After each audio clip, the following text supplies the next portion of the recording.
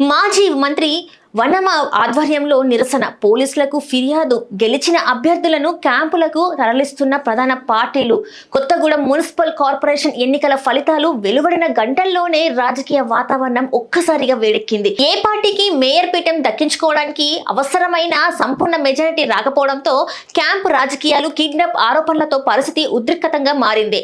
తమ పార్టీ తరపున గెలిచిన కార్పొరేటర్ ని కాంగ్రెస్ పార్టీ కిడ్నాప్ చేసిందని బీఆర్ఎస్ ఆరోపించడం తీవ్ర కలకలం రేపుతోంది. శుక్రవారం వెలువడిన ఫలితాలలో 32వ డివిజన్ నుంచి బీఆర్ఎస్ తరపున గెలిచిన గోగులోతు రాంబాబు అదృశ్యమయ్యారు. కాంగ్రెస్ నాయకులే రాంబాబుని బలవంతంగా తీసుకెళ్లారని మాజీ మంత్రి వనమ వెంకటేశ్వరరావు ఆరోపించారు.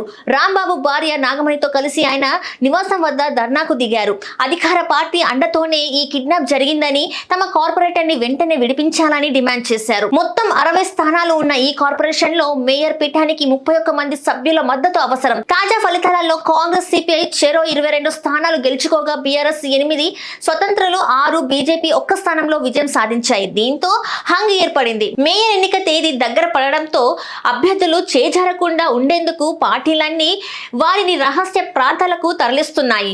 ఈ క్రమంలోనే సిపిఐకి మేయర్ పదవి ఇచ్చేందుకు బీఆర్ఎస్ మద్దతు ప్రకటించడంతో సమీకరణలు మరింత ఆసక్తికరంగా మారాయి. రాంబాబు అదృశ్యంపై కేసు నమోదు చేసుకున్న పోలీసులు దర్యాప్తు చేస్తున్నారు.